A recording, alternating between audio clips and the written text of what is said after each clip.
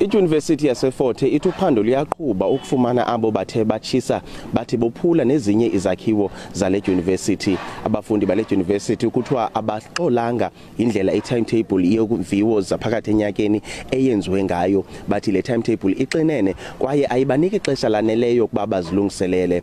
I-Yunivesithi ke ithi uphando luyaqhuba ukuzama ukufumana aba bantu yaye kukho abantu abasebeze ngaphambili ababaziyo abantu abathe benza esi sehlo kule yunivesithi. We've launched an investigation, and at this moment we are speaking to witnesses from last night. We're combing through security image, and we're also analysing the social media post. There was mobilisation on social media.